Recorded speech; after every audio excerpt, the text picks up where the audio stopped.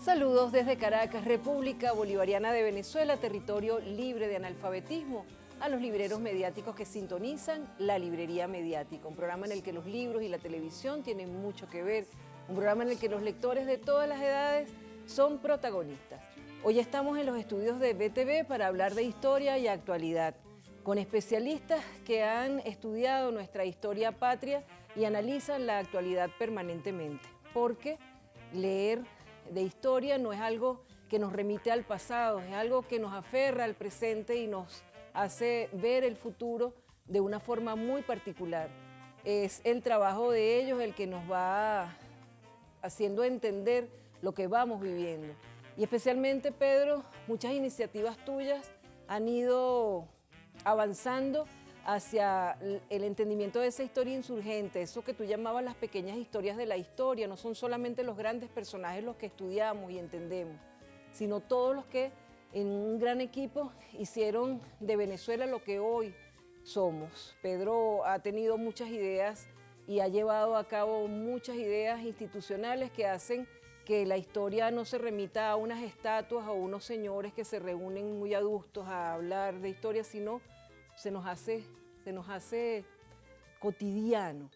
En ese sentido, tú has tenido una línea de investigación acerca de la imagen de Simón Bolívar. Yo me acuerdo una vez en un programa de radio, tú nos decías que para el bicentenario de Bolívar, Briceño Guerrero había echado al suelo esa imagen tiesa del Bolívar de las estatuas y eso fue un terremoto. Pero tú has seguido en la línea de investigación y acabas de presentar un libro en la feria que está por llegar a las librerías del sur sobre los temas de nuestra Venezuela.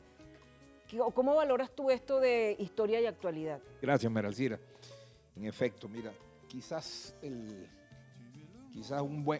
mejor ejemplo de la cantidad de fuerza presente que tiene el pasado es el propio Bolívar, que es el centro de gravedad de la identidad nuestra como pueblo, nuestra referencia fundacional como nación. Bolívar, que se desempeña, transcurre su vida hace 200 años, sin embargo, protagoniza el presente. Y eso no es un asunto casual, es una acción que el comandante Chávez trajo a nosotros y nos hizo ir transformando la idea de que la historia era un asunto de archivos, de papeles viejos, de estatuas, cosa pasada, cosa que es para recordar, que son antecedentes. Y resulta que él nos fue enseñando, incluso nos enseñó a nosotros, a quienes ya nos creíamos que sabíamos de historia y habíamos pasado por las universidades para estudiarla, nos fuimos desaprendiendo y entendiendo que no había otra manera de leer el pasado de manera correcta que a partir de las vicisitudes, las convenciones, las solicitudes del presente. Sí. Por eso, cada generación, cada tiempo y cada proyecto histórico provoca una nueva interpretación de la historia. No es lo mismo, ¿verdad? Los venezolanos y las venezolanas de hoy, cómo vemos a nuestro Bolívar que articula todo, le da sentido a toda la nación. Por eso, la memoria de Bolívar es un tema en construcción y en reelaboración permanentemente, que es de los asuntos que yo me ocupo en ese libro. Aquí tengo uno, La República Parricida, que es el que estudió el tiempo entre 1830 y 1830 y 1842, que es el tiempo en que la oligarquía hace nacer una república que durante esa década elimina y saca del relato oficial a la figura histórica de Bolívar. Totalmente diferente a lo que está pasando ahora, que Bolívar está vivo. Correcto. Y uno de los temas importantes que también para nosotros era ajeno, era la geografía. La ubicación geográfica, la identidad relacionada con la geografía, tus libros, tus investigaciones, tienen mucho que ver con eso. ¿Por qué? Gracias por la invitación a este prestigioso programa. Saludos al panel que nos acompaña. Sí, nosotros quisimos, estos libros que estamos presentando son parte de la colección bicentenaria del Ministerio de la Defensa. El general Palino López los ha promovido y nos ha hecho pues el honor de que nosotros escribamos parte de estos libros, junto con mi papá, el doctor Zurita, lo hemos realizado. Y hemos querido como salirnos del aula de clase, María Elcira, hemos querido darle a la historia, quitarle esa enseñanza tradicional de estar metido en un salón de clase y más bien ir al terreno de los acontecimientos. De hecho, la Universidad Militar, donde soy el vicerrector académico, tiene un programa que se llama Conocer la Historia siendo protagonista, es decir, llevar a los muchachos al terreno y ver cómo lo que costó hacer ese esfuerzo y ese sacrificio. Entonces estos libros recogen eso. El primero, que es de Carabobo, recoge los caminos que ese día 23 de junio, en el día y luego en la noche, para salir el 24, la batalla de Carabobo, por donde se fue caminando esa gente. Y hay todo un pueblo que está justamente disperso en esa geografía, y son enseñanzas que, bueno, uno las vive en el momento que uno es protagonista y que no se olvidan más nunca, quedan realmente una impronta ahí grabada y que va a ser durante mucho tiempo recordada. Eso es lo que tratamos de hacer igualmente con el de Puerto Cabello, de mostrar esos aspectos geográficos, por ejemplo, Puerto Cabello de la Fortaleza, que ya no existen porque desaparecieron por la modernidad, y nosotros hemos rescatado justamente ese trabajo y hemos llevado también a la gente ahí a que vea esos espacios, a vivir el espacio. Cómo era la fortaleza de Puerto Cabello, que no es un cuento que Páez entró en la noche y tomó la fortaleza, sino lo que costó durante años poder entrar allí y derrotar el último bastión español en tierra firme. Entonces, vendemos esa historia, tratamos de mostrarla de una forma diferente, caminando, sudando, haciendo el trayecto, viendo las cosas de cerca y tocándolas, y no en un libro que puede ser lejano, que puede ser un relato, como tú dices, que está en el tiempo. Eso no, son libros muy cálidos, son libros muy cálidos que uno, cuando tú dices, párense aquí y vean, sientan, pónganse en el lugar de quienes estuvieron allí en la batalla. Entonces, todos ustedes creo que también pueden apropiarse de los espacios del CELAR, que por cierto acaba de cumplir 50 años. Luisito García y yo decíamos la semana pasada que estamos esperando el bonche del aniversario, no, eso no va a pasar por debajo de cuerda. Así que todos ustedes se pueden apropiar de esos espacios porque son espacios también para la discusión, para el compartir. Podríamos repetir, Carlos, aquel foro extraordinario que hicimos sobre la película de Chalbaud, La planta insolente, y remitirnos a ese personaje de Cipriano Castro, cuyo pensamiento es tan vigente ahora, el antiimperialismo, ¿no? Y revivir esa actividad que hicimos en 2018 con el Foro Permanente de Educación Crítica sobre Medios de Comunicación y la Cinemateca Nacional. Ahora tú llevas adelante el proyecto del Círculo de Lectura del Comando de Aviación del Ejército, que es Premio Nacional del Libro. ¿Qué vigencia tiene el libro de tu papá en estos momentos, ese estudio de Cipriano Castro? Bueno, María Elcira, nuevamente agradezco tu invitación al programa y bueno, tomando la intervención del profesor Pedro Calzadilla sobre la articulación que debe haber en la historia de los diferentes procesos y periodos para la comprensión del presente.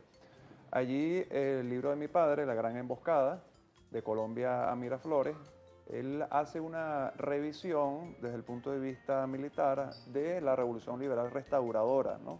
Lo que llaman la invasión de los 60, de cómo 60 hombres desde Colombia, desde Cúcuta, lograron acceder al poder que estaba en manos del general Ignacio Andrade, ¿no? Allí él hace una revisión consultando cada uno de los principales filósofos de la guerra, en el caso de Sun Tzu, Clausewitz, Jomini, Boffré, y es bien interesante, sobre todo, hacer la relectura, ¿no?, de coincidir en gran parte de sus conclusiones, de cómo eso tiene una vigencia, una articulación de comprender los procesos y cómo se conectan al presente, y especialmente en el espíritu revolucionario, en el espíritu antiimperialista que tenía Cipriano Castro, y de algunos sectores que intentan opacar el rol de Cipriano Castro en la historia de Venezuela. En el caso de la Revolución Liberal Restauradora, de esta operación que fue extraordinaria, desde el punto de vista militar, él aplicó los principios de la guerra irregular. Allí mi padre hace una revisión de la aplicación de los principios de la guerra, tal como la maniobra, la unidad de comando, la ofensiva, y también él señala cuáles fueron los aspectos de la guerra revolucionaria, los principios que posteriormente Mao Zedong y el general Giap de Vietnam desarrolló como unos principios de la guerra revolucionaria, de la guerra irregular, de cómo el más débil puede enfrentar al que es más fuerte. Entonces, desde ese punto de vista, nuestra actual Universidad Militar Bolivariana ha publicado en su portal, ha colgado esta obra de mi padre, y considero que es importantísimo que todos los cadetes, los oficiales, hagan una revisión de los aportes desde el punto de vista táctico, operacional, estratégico y sobre todo el espíritu antiimperialista del general Cipriano Castro. Sí, sí. Y fíjate que tú tocas un tema, la energía, el petróleo.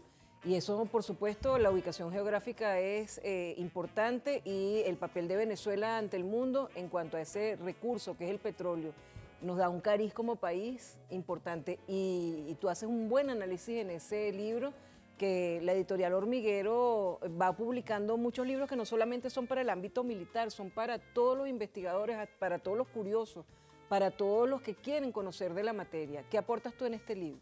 Bueno, en el libro Venezuela Energética, bueno, primeramente, gracias María Alcira por su invitación. En el libro Venezuela Energética nosotros podemos visualizar allí, prácticamente nos vamos a lo que diría Carlos Marx, el materialismo histórico, basándonos desde Bolívar, viendo cada una de estas luchas sociales que se han interpretado, y bueno, hemos conectado el pasado, el presente, para poder visualizar el futuro de la Venezuela potencia que queremos como nación.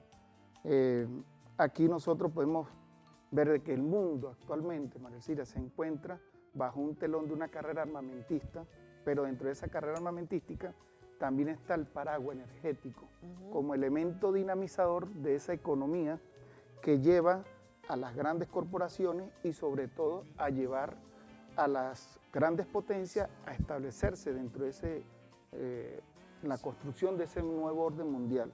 Por allí, bueno, hemos visualizado el binomio de lo que es el petróleo con la geopolítica, viendo realmente, anclándonos a nuestros territorios, de las materias, de los recursos energéticos que tenemos nosotros y que nos colocan como un actor dentro de la geopolítica mundial. Más adelante, bueno, nos paseamos y empezamos a hablar de lo que es la tríada, una tríada en la cual vamos a ver de lo que es la geopolítica, la geoeconomía y la geoestrategia, que tiene que tener, o todos los venezolanos debemos tener una cultura sobre este tema porque está en el tapete actualmente. Claro, es un tema que nos interesa a todos. Y tú has presentado un libro en la reciente Filben, El Abuelo, que nos relaciona con el tema del Esequibo directamente, que no es un tema que se nos ocurrió en este momento hablar de él, sino que es algo que se ha venido defendiendo desde hace mucho tiempo. Tú estás al cargo del Centro Nacional de Estudios Históricos. Han estado compañeros tan queridos al frente de esa institución y que han puesto a valorar la historia masivamente. Muchas personas se interesan en los congresos de historia, también en el Centro de Estudios Simón Bolívar, en los diplomados para estudiar a Bolívar. Y tú has traído este tema y lo presentaste en la Filben. ¿Por qué tu interés en presentar este libro y por qué sacar el tema en la Filben recién? Muchas gracias, María Alcira, por la invitación. Saludo a los compañeros del panel. Para nosotros, hablar del general Domingo Antonio Sifontes es hablar prácticamente de toda la historia de Venezuela, porque a él le tocó defender el ángulo sureste del país y poner sobre el terreno los aspectos fundamentales del reclamo de la soberanía, de la construcción de la conciencia nacional, del desarrollo de las estrategias fundamentales del combate, al extremo de haber propiciado una derrota militar al más poderoso imperio del momento. Hablar del general Domingo Antonio Sifonte en el año 2024 significa hablar de la Venezuela que se ha ido construyendo, de la Venezuela que necesita fortalecer su conciencia nacional, de la Venezuela que necesita defender su integridad territorial, mantener su soberanía y su autonomía. El general Domingo Antonio Sifonte es uno de esos personajes que la historia insurgente que hemos aprendido con el doctor Pedro Calzadilla y los elementos que los componentes militares han colocado sobre el escenario actual nos permiten a nosotros señalar que la Venezuela de hoy, con sus 916.050 kilómetros cuadrados de superficie, más los casi 160.000 que tienen reclamación por la Guayana Esequiba, son expresión de esa historia otra que estamos intentando construir de manera diferente a la que nos enseñaron desde las aulas. Una historia que implosiona el viejo conocimiento, una historia que se trae al presente, porque si algo ha estado presente en toda la historia venezolana, desde el contacto con el occidente, 1498, es precisamente el territorio Esequibo. Y sí, ese territorio Esequibo es de Venezuela gracias a la gestión militar del general Domingo Antonio Sifonte, que forma parte de esos venezolanos que la historia oficial no había reivindicado y que la revolución bolivariana ha colocado en el primer plano de la actualidad nacional. Así es. Vamos a hacer un corte breve y en la próxima parte quisiera que cada uno de ustedes, ahora vamos a hacer el recorrido así, le hablara a los jóvenes, que muchos jóvenes ven el programa y algunos dirán, bueno, ¿y qué tiene que ver eso conmigo? ¿Por qué? Si eso son cosas de gente adulta, de gente ya académica. Tiene mucho que ver, y nos lo van a decir nuestros invitados, que sé que van a llamar a cada uno a interesarse en estos temas. Los jóvenes tienen que interesarse en estos temas. Nosotros cuando éramos jóvenes no nos interesábamos en estos temas porque nadie nos llamó con amor y con pasión, con lo que, como los están llamando ustedes, a interesarnos en conocer nuestro pasado histórico que se vuelve presente y futuro. Ya venimos con más de la Librería Mediática.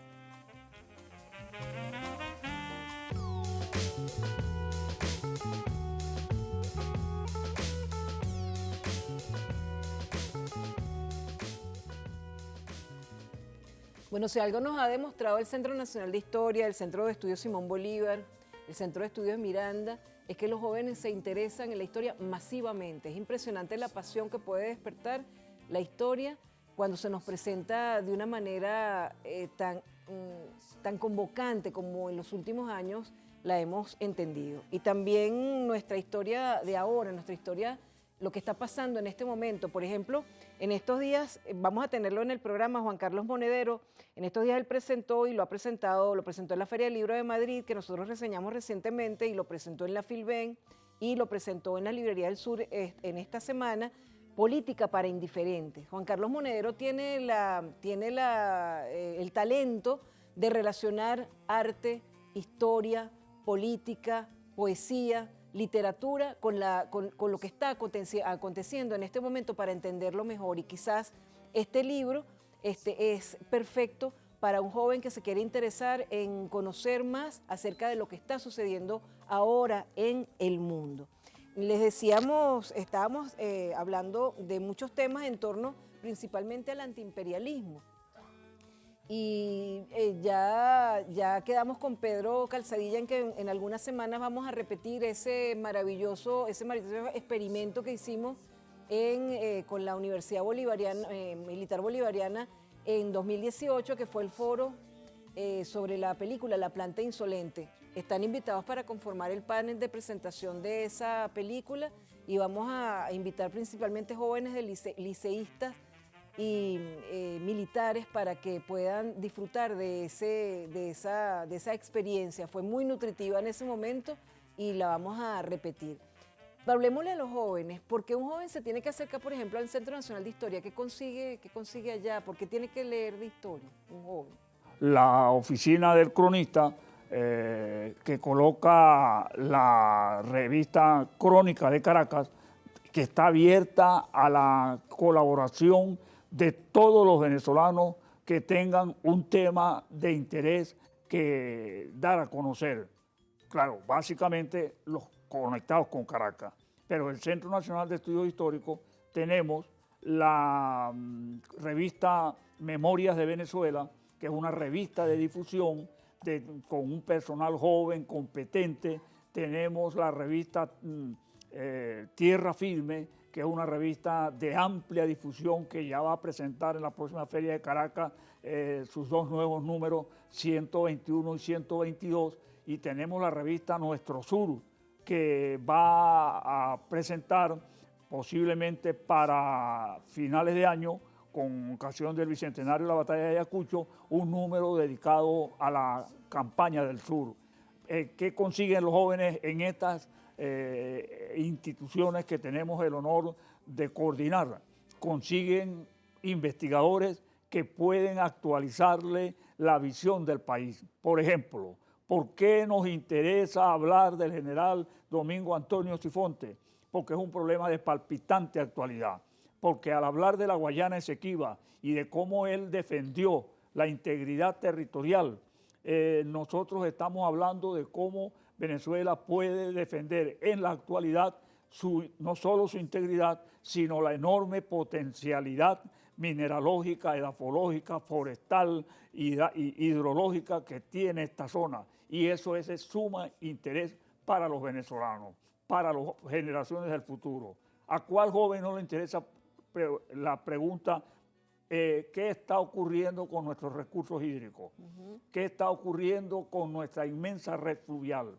¿A qué joven no le interesa de dónde salen los alimentos que él consume diariamente? ¿A qué joven no le interesa saber, por ejemplo, cómo Venezuela tiene casi todos los elementos de la tabla periódica en su rico subsuelo? Se trata del futuro de la juventud y nosotros, desde el Centro Nacional de Estudios Históricos y desde la Oficina del Cronista de Caracas, tenemos la oportunidad y la suerte, debemos decirlo así, de estar en contacto con la juventud. Bueno, excelente, hay que acercarse entonces a esas instituciones. En tu caso, hablar de petróleo no es tampoco para especialistas, no es solamente para PDVSA, no es solamente para investigadores, es algo que nos atañe a todos.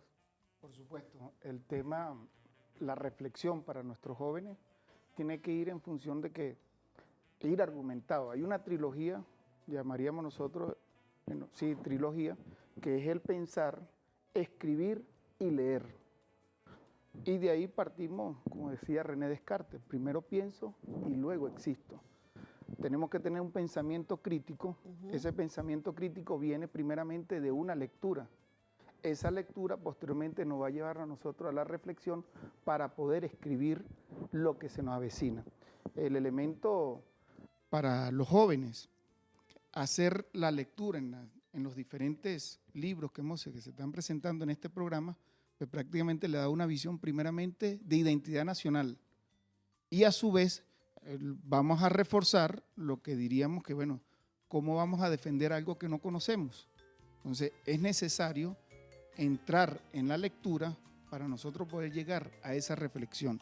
Indudablemente, pues, nos tenemos que ir refiriendo al pasado para podernos anclarnos a esa verdad, que es una verdad que en un momento nos lo quisieron como si fuera una etapa del oscurantismo, que no quisieron que la visualizáramos y que, bueno, es necesario, nos corresponde, bueno, hay que escribir y es la gran reflexión también para que los jóvenes se sientan. Hoy día, y queda aquí también atañe al momento en que vivimos, el tema de la inteligencia artificial.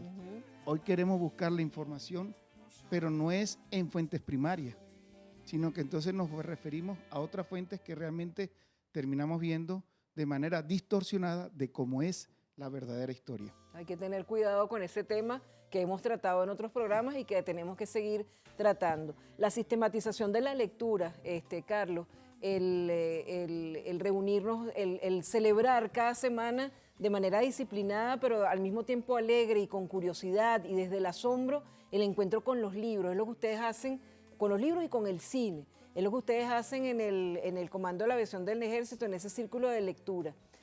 ¿podrían los jóvenes también de un edificio, de un barrio, de una comunidad, reunirse libremente a compartir? Está bien eso, ¿verdad? Sin que haya una línea especial, sino libremente también vale reunirse en círculos de lectura de lo que a ellos les guste. Sí, bueno, lógicamente la lectura promueve grandes valores, especialmente el pensamiento crítico, la inteligencia, el fortalecimiento de la salud mental. No obstante, para nosotros los promotores de la lectura se hace bastante difícil una competencia que en este momento estamos en un proceso de revisión y de reflexión sobre este sector de las redes sociales que ha distorsionado, lejos de lograr el pensamiento crítico, de profundizar en el desarrollo cognitivo y lógicamente también reivindicar la salud mental, bueno, ha generado una serie de distorsiones. Entonces, ha sido una lucha muy dura, ¿no? Con esta competencia que tenemos con las redes sociales, con las tabletas, con los teléfonos, con estos mensajes y estos videos, ¿no? Que son muy rápidos y de alguna forma generan... Fragmentan. Sí, fragmentan y generan satisfacciones muy breves, Sí. ¿no? Entonces se nos ha hecho bastante difícil esa batalla para reivindicar el valor de la lectura. El Círculo de Lectura de la Aviación del Ejército de alguna forma ha logrado captar un sector de quienes hacen vida en esta unidad de la Fuerza Armada Nacional Bolivariana, allí para lograr ese pensamiento crítico, para mejorar el lenguaje. Hemos logrado captar la atención, sobre todo de la oficialidad más joven, de la tropa profesional. En ese sentido, logramos establecer una orientación que permita discriminar cuáles son las inclinaciones de cada uno de estos jóvenes para que ellos descubran el valor que hay en la lectura. Que a través de la lectura nosotros podemos vivir varias vidas, Sí. ¿no? Varias vidas, varias historias, y por sobre todo el logro de ese pensamiento crítico que es una de tus banderas en este programa. Es cierto. Cuando hablamos de libros, también yo creo que hay que propiciar la visita curiosa a las librerías, a las bibliotecas. No es necesario que vayas a comprar o que pidas un libro prestado. Ve a manipular los libros, acercarte a ellos. Estos libros que tú has estado publicando además tienen un valor artístico hermoso porque son libros que tienen muchas fotografías, que están diagramados de una manera particular y quizás también el viaje a estos libros por parte de un joven es también el descubrimiento de la belleza editorial, ¿no? Quizás es también por allí que podemos acercarnos a ello. Sí, Maricela, lo que hemos querido con estos libros, esta colección, es presentar una emoción, un sentimiento que, tú bien lo dices, viene en gran parte por la fotografía que está allí y los diseños y la diagramación que hemos hecho de estos libros, porque es una invitación a que visitemos esos lugares históricos, que también tú sabes que hay toda una campaña, sobre todo en Venezuela, de no hacerlo. Sí. Y la idea justamente ha sido que te emociones, que te enamores de esos lugares, porque no es nada más llegar, por ejemplo, al campo de Carabobo y visitar el arco que está allí. Es caminar el campo de Carabobo, es introducirte en esa naturaleza. El parte de Bolívar, profesor Pedro, es un parte muy escueto, como todas las cosas militares, muy parco, entonces dice que la batalla duró 30 minutos. Y uno dice, bueno, pues si 30 minutos es menos que medio tiempo un partido de fútbol. ¿Y la preparación? Pero resulta que cuando tú vas a caminar al campo de Carabobo y ves dónde salió el Ejército Libertador y lo que se tardó 20 kilómetros en llegar al sitio donde fue el combate, ya no duró 30 minutos. Salieron a las 4 de la mañana y estaban a las 11:30 entrando ya en el campo de batalla. Y lo que ocurrió en todo ese trayecto durante ese recorrido en esos diferentes espacios y caminos. Igual es Puerto Cabello. Páez entró por el sendero desconocido, por el mangle y llegó y tomó la fortaleza de Puerto Cabello. Pero ¿qué se hizo antes de eso? Entonces a veces le ponemos un tiempo de las batallas y eso es lo que queda en la mente de las personas, cuando no, hay toda una historia que está detrás de eso y lo que invitamos es a esa emoción. Yo he visto con mucha satisfacción, a pesar de que las redes sociales efectivamente han tenido su impacto, hay mucha gente que está haciendo contenido de historia en las redes sociales. Sí. Y bueno, esto invita a eso, a que tú vayas y con una fotografía, con una imagen, con un pequeño video, hasta los mismos pobladores del lugar se enteren cuando le colocan allí un monolito, le colocan una señalización histórica, no saben que por allí pasó esa cantidad de personas, que por ahí pasó Bolívar, por ahí pasó Páez, Francisco de Miranda, y se emocionan y comienzan a hacer contenido. Y yo creo que esto ha sido algo muy positivo, y eso también invitamos a nuestros muchachos, a nuestros jóvenes, A esa experiencia. a esa experiencia, a esa emoción de vivir la historia que no fue hace 200 años atrás, sino que eran hombres como, muchachos como ellos, mujeres como ellos, de la misma edad, que estaban haciendo todo por legarnos el país que hoy tenemos, y que no es una cosa del azar, que tuvimos nuestra patria, este cielo que hoy podemos venerar, y una bandera y un escudo y una identidad nacional, porque le costó a esa generación de jóvenes también hacerlo para nosotros. Ese es el gran mensaje que tratamos de hacer con estos libros. Bueno, si hay un sitio que los jóvenes pueden tomar por asalto y pasar ratos sabrosos y sentirse libres, es el CELAR, el Centro de Estudios Latinoamericanos y del Caribe, Rómulo Gallegos, que está en la avenida Luis Rocha de Altamira, porque allí tienen una biblioteca que pueden visitar libremente, una espectacular biblioteca y una librería del sur. Todo eso está ya casi listo para visitar. Que encuentra un joven que va pasando por la calle y dice, ay, ¿aquí qué hay? Y entra. ¿Puede entrar libremente un joven al CELAR?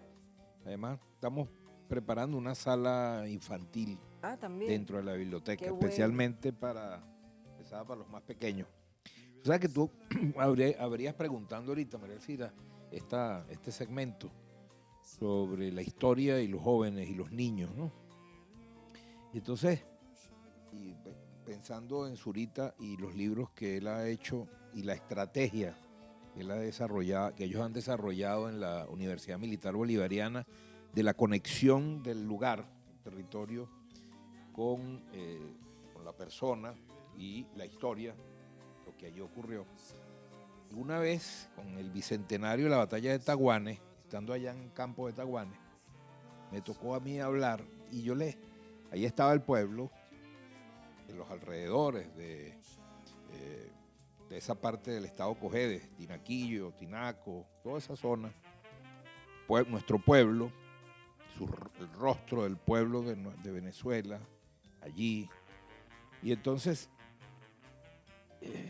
comenzaba a hablar y les veía a los más jóvenes, a los más pequeños, les veía así como los rostros de interés, y yo les decía, miren, si nosotros pudiéramos excavar aquí y poder desenterrar los cadáveres de quienes cayeron allí hace 200 años, y le tuviéramos una muestra de ADN y la cruzáramos con el ADN de ustedes, no se sorprendan si logramos detectar que hay una relación directa, es decir, que fueron sus abuelos los que pelearon aquí. Qué increíble. Es decir, cuando una imagen que permite dar la cercanía, la proximidad de la historia no es algo lejano. Dice, para un joven, para un niño, ¿dónde está la historia? Cuando desde que un niño nace trae una carga histórica, una genética no solo biológica, sino cultural. Sí. Y están sus padres, y está su entorno, y están sus abuelos. Y comenzar a descubrir que se es hoy, porque se viene de un lugar y hay una conexión con cosas que son sencillas, pero que sumadas constituyen un colectivo, un pueblo, un país. Yo creo que esa es una estrategia poderosa. Reconstruir tu árbol genealógico, como se hace en las escuelas. Saber de los nombres. Hicimos una experiencia de reconstrucción de los barrios de Caracas y en los años 2004, y había experiencia de reconstrucción de talleres, y los jóvenes descubrían que su nombre, que su padre no se llamó así ni su abuelo, pero empezó al hacer la historia de la comunidad, descubría que su bisabuelo se había llamado como él y él no lo sabía, o su tatarabuelo, y que había venido de un lugar que no sabía, y que su presencia en Caracas, viniendo del estado Trujillo, tenía que ver con la crisis, con el crack del 29 y la caída de los precios del café. Y empiezas a relacionar tu vida pequeña, modesta, tu paso por la vida aquí hoy, con grandes procesos históricos y que todo está relacionado y que tu vida pequeña, familiar, y que tú, en la medida que caminas por las calles, todos nosotros caminamos, vamos nosotros y vamos quienes estuvieron antes con uno, ¿verdad? Viviendo en uno. Entonces, por ahí es interesante, Una ¿no? buena estrategia.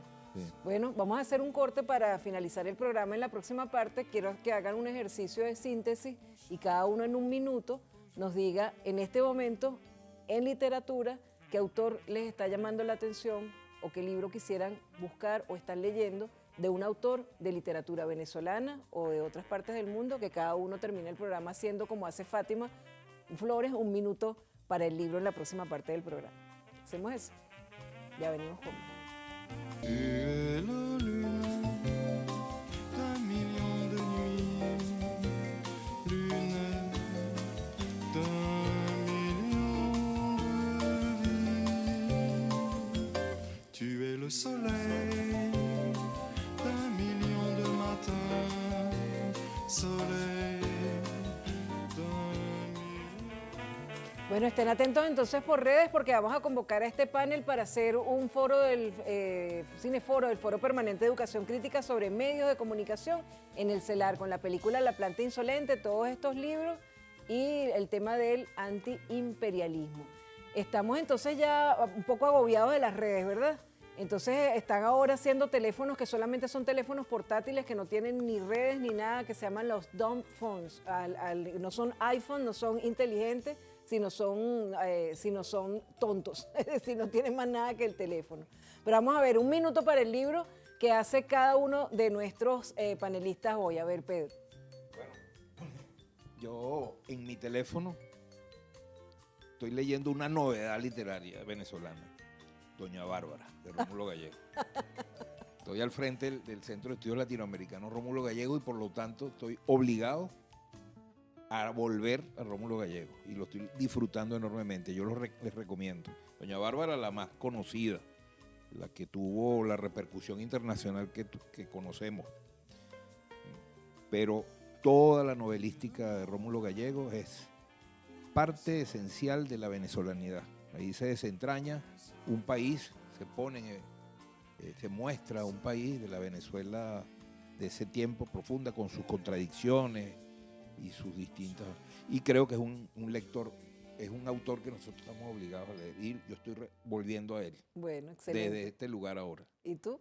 Bueno, yo estoy interesado en leer un libro que está por aquí cerca de mí, que no me lo han enseñado todavía, que es el libro de Pedro Calzadilla, La República Parricida, porque bueno, es un libro súper interesante de ver cómo se invisibilizó a Bolívar en esa etapa. Después de ser la gloria, el padre de la patria, bueno, esa oligarquía quiso sacarlo justamente del juego y bueno, después se retoma con Guzmán Blanco, pero es un libro interesante. Yo que soy un ferviente bolivariano y siempre ando buscando algo que leer del Libertador por todas las enseñanzas que deja, sobre todo porque fue el hombre de las grandes dificultades. A mí muchas personas me preguntan, y alumnos y muchachos, ¿qué hago yo con ese poco de libros del Libertador y para qué sirven? Y yo le digo, bueno, sirven para los momentos difíciles, sobre todo para eso, porque consigues allí un hombre que no se amilanó, un hombre que siempre fue adelante a pesar de las dificultades, que tenía menos que nosotros y logró todo lo que hizo. Es la gran enseñanza. Por eso me interesa ese libro, Pedro. Cuando tengas un chance, me lo dedicas pasas. uno. A ver, Carlos, tú. Y como Pedro, que se inclina por la literatura, bueno, yo quisiera recomendar algunos clásicos de la literatura rusa. Bueno, hay varios autores extraordinarios como Dostoyevsky, Tolstói, Chekhov, ¿no? Y particularmente hay una pequeña novela, digamos que uno de los grandes exponentes del cuento, como es Anton Chekhov. Esta novela se llama El Reto, ¿no? Y yo estoy seguro que aquellos jóvenes, ¿no?, que estén curiosos para desarrollar la lectura, esto es una lectura que es bastante ligera y nos mantiene durante todo el trayecto, el desarrollo de la lectura en vilo, ¿no? ¿Qué es lo que va a pasar? Y entonces uno no se despega. Entonces, bueno, yo los invito para que lean este cuento del maestro del cuento, de Anton Chekhov, El Reto. ¿Y tú? Bueno, por el momento en que está atravesando la Venezuela, en días pasados me me di a la tarea de buscar y volví nuevamente a encontrarme con Eduardo Galeano, con su libro de Patas Arriba, El Mundo al Revés.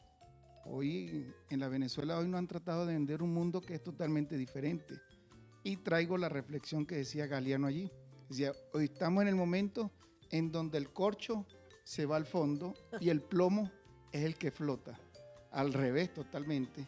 Entonces, y hasta nos pone en la parte de, hasta el sueño, el propio pasaje de lo que fue Alicia en el País de la Maravilla, en donde ella también decía allí, que tiene mucho que ver con el libro, que decía que en un mundo en donde no hay lógica, es preferible entonces vivir sin sentido, pues, porque no le va a dar razón a lo que usted está observando.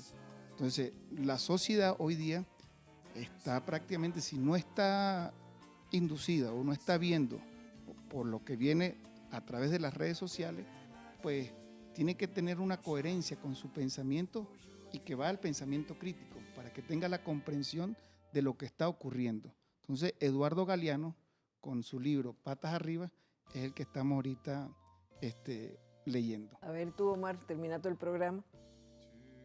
Me permito recomendar muy respetuosamente, en el centro de esta revolución que se define como esencialmente bolivariana, el libro de un maestro, Bolívar para Todos, de Luis Acosta Rodríguez, un maestro que puede fascinar la lectura a cualquier edad, jóvenes, adultos mayores, y que demuestra la enorme actualidad del pensamiento del libertador Simón Bolívar y por qué se le ataca y por qué desde el Centro Nacional de Estudios Históricos aglutinamos una conjunción de entidades, entre los cuales está la milicia bolivariana, el Centro de Estudios Latinoamericanos y del Caribe Rómulo Gallego, la Universidad Internacional de las Comunicaciones, la Oficina del Cronista, en defensa de Bolívar, porque a Bolívar se le ataca porque es el centro, el espíritu, el ideal esencial de la revolución bolivariana. Por eso recomiendo con mucho orgullo el libro de un maestro, Luis José Acosta Rodríguez, Bolívar para Todos. Bueno, con esto los invitamos a leer siempre, a leer de todo y a quedarse con un minuto para el libro con nuestra periodista Fátima Flores y el Noticiero Cultural. Hasta el próximo programa. Noticiero Cultural. Leamos con la periodista Fátima Flores en un minuto para el libro. Un minuto para el libro, con Fátima Flores. Un brazalete tricolor de Hugo Chávez. Hoy hacemos un minuto para el libro desde esta hermosa galería para recomendarte un libro titulado Un brazalete tricolor, del comandante supremo Hugo Rafael Chávez Frías. Se trata de un libro publicado por Bader Hermanos Editores, donde puedes encontrar ensayos escritos por el comandante Hugo Rafael Chávez. Estos ensayos reflexionan sobre los símbolos patrios venezolanos y su relación con la identidad nacional, entre otros temas. Y con esta recomendación y esta hermosa galería nos despedimos. Soy Fátima Flores y esto fue Un Minuto para el Libro desde la Librería Mediática. Este fue Un Minuto para el Libro con la periodista Fátima Flores. García Márquez habla de Fidel Castro como lector. Uno de los amigos más íntimos de Fidel es el Premio Nobel de Literatura Gabriel García Márquez. Realmente lo que consolidó esa amistad fueron los libros. Y descubrí que es tan buen lector que yo antes de publicar un libro le traigo los originales. Es como si fuera un editor. La palabra esa que tienen los un editor de libros. Señala contradicciones, anacronismos, inconsecuencias que se le pasan a los profesionales, porque es un lector muy minucioso y además muy constante y le rinde mucho la lectura. Es que lee siempre. En el carro tiene una luz para poder leer, sobre todo en la época en que hacía grandes viajes de noche. En automóvil siempre iba leyendo. Mido 10 metros de alto. La única librería del mundo atendida por gatos en Francia.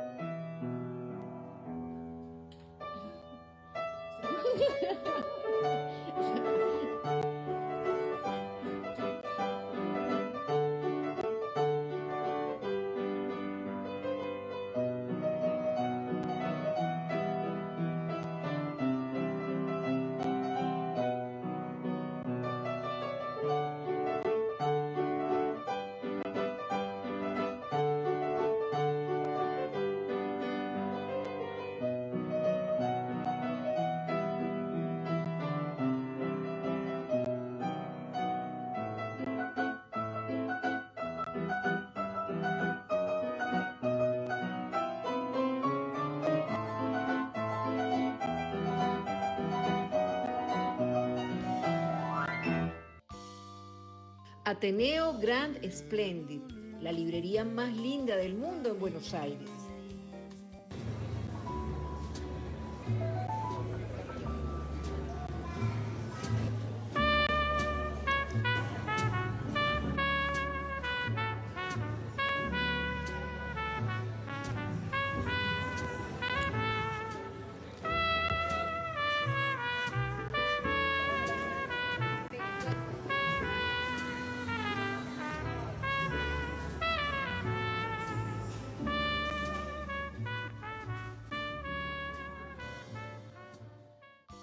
Circulan en redes caricaturas políticas del uruguayo venezolano Néstor Silva.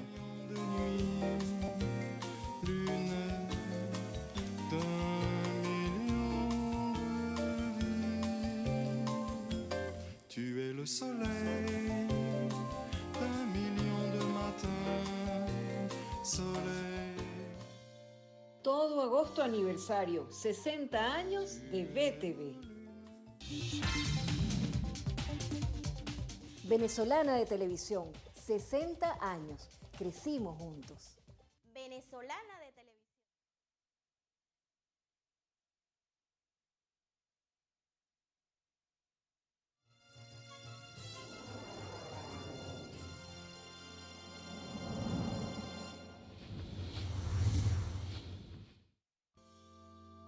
La librería mediática en BTV, 19 años al aire.